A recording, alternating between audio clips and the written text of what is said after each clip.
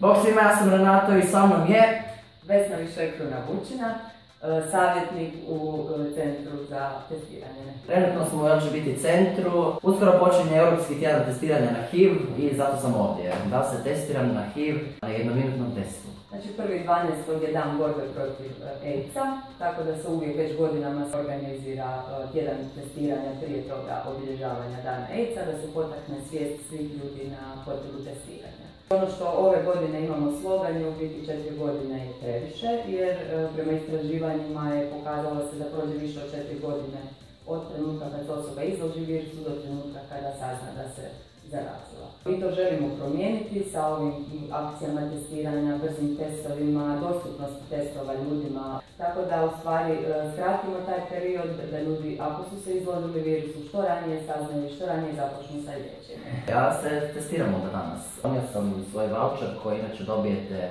Gdje ga dobio? Dobije se tu u centru. Baš u centru. Da, može se zatražiti, mislim, čak i preko interneta, tako da, evo.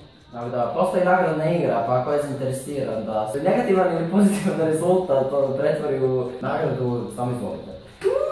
Prvo standardno pitanje koje postavljamo svima koji se dođu testirati je da li si se do sada već testirao na virus? Jesam prije par mjeseci, konkretno preko ljeta u 7. mjesecu, Onda iduće pitanje koje postavljamo je da li je prošlo 3 mjeseca od zadnjeg rizičnog spolnog odnosa. Rizičnim spolnim odnosom smatramo svaki nezaštićeni spolni odnos sa osobom koju ne znamo HIV status. Da li je prošlo 3 mjeseca? Aha, to je pitanje za mene. Mislim, prošlo je 3 mjeseca, ali nisam ni imao nezaštićene odnose. Dobro, to je nama bitno uvijek kada se pristupa testiranju, da je prošlo više od 3 mjeseca. Jer tada možemo sa sigurnošću reći da rezultat koji smo je dobili je pouzdan. Ako je prošlo manje od 3 mjeseca, testiranje se može obaviti, ali se preporučuje da se ponovi nakon isteka 3 mjeseca. Pouka dana, nemojte se seksati bez kondoma, zato ih i ovdje imamo. U velikim količinama. Možemo pristupiti testiranju. Znači test izgleda ovako, dođe svaki zasebno zapakiran i to je brzi test. Jedna pločica na koju se dodaje par kapi krvi iz svoga prsta. Pokušat ćemo što bezbolnije izvući tu krv iz prsta. Tu imamo bočice koje su obilježene sa brojima 1, 2, 3 da savjetnik ne bi pobrkao redoslijed bojica. Tu je pločica na koju ide krv i ova tekućina prva, pa onda se dodjela druga i treća. Kada u tu kadicu počnemo dodavati tekućine, nakon svega par sekundi, pošto je to minutni jako brzi test, se pojavlja jedna točka koja se mora pojaviti, to je kontrolna točka koja znači da je test nije neka tvorička pogreška, da je dobro izveden, da nema nikakvih problema u izvođenju samoga testa. Kad se sve tekućine dodaju i upiju, ukoliko ostane još uvijek samo ta jedna točkica, to onda nazivamo negativnim testom. Znači da test nije detektirao nikakva protutijela na virus HIV-a. Ukoliko bi se pojavila druga točkica, znači paralelna sa njom, to onda nazivamo reaktivnim testom. Uvijek se nakon brzog testa mora raditi potvrdni test ako se pokaže reaktivan, da budemo 100% sigurni da nije slučajno lažno pozitivan. A ove godine imamo taj brzi test koji se u principu iz jednog tog ugoda se može testirati i na HIV i na sifilis, znači na 2 bolesti sa jednim testom, tako da ove godine u stvari imamo 3 točkice koje se mogu pojaviti u ovome testu. Koliko točkica? Ti možeš izabrati prst. Da mi ovaj imam. Može. Kako radiš čine? Ovako, znači imamo jednu lancetu, to je iglica koja se u stvari niti ne vidi. Ona je tu, nju otvorimo, to je jednokratna iglica, ona jednom samo se ispali, nakon toga se vrati i više se ne može upotrebljavati. Znači iglica se na taj način ključa i samo se stisne uz.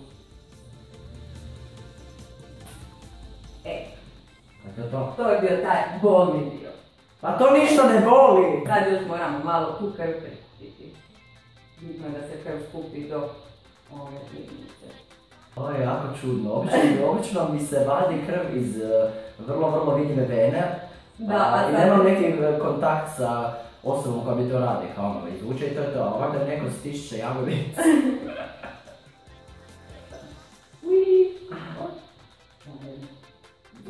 Mislim da sam trebao upozoriti ljude koji gledaju ako imate neki strah od krvi, nemojte gledati video, ali sad je gotovo, bok! Krv dodajemo sada u prvu vetruveticu. Sad traje ovih 60 sekundi, ili tako?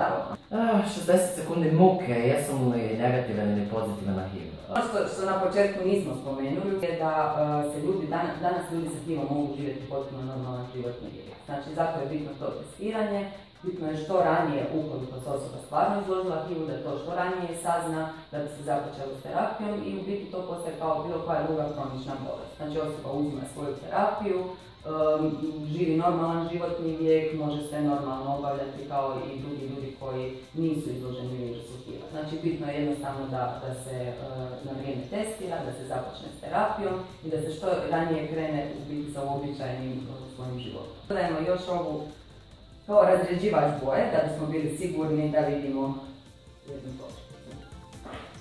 Ovo je strah. Znači, ta jedna točkica koja se vidi se treba pojaviti, uvijek sačekamo da se do kraja upije sva tekućina i da istekne ta 1 minuta. I sada kad se tekućina upila, možemo sa sigurnošću reći da je ovo negativan nalaz. Ja sam sveta sad. Onda uz to... Negativan sam na HIV. Ajme. Uz to za pretrpljenu bol na ubobi prsta, onda damo za poklon kondome i lubrikante. Ajme, divno, ubodite me u sve prste. Hvala ti puno. Osobno iskustvo najbolje potegne ljude da to odu napraviti. Dižem svijest vama ljudima koji gledate. Odite se testirat, eto, bezbolno je. Simpatični su ljudi ovdje u LGBT centru, hvala Vesna. Nema na čemu, meni je drago da je to bilo prošlo relativno bezbolno, stvarno pozivamo sve ljude da se dođu testirati, jer to je, evo, kao što vidite, jedna mala kratka sekunda ugodnog razgovora. Ako ništa drugo, dobit ćete kondome. Da. To svima uvijek treba. Ćao, pusa Bog! Ćao, pusa Bog!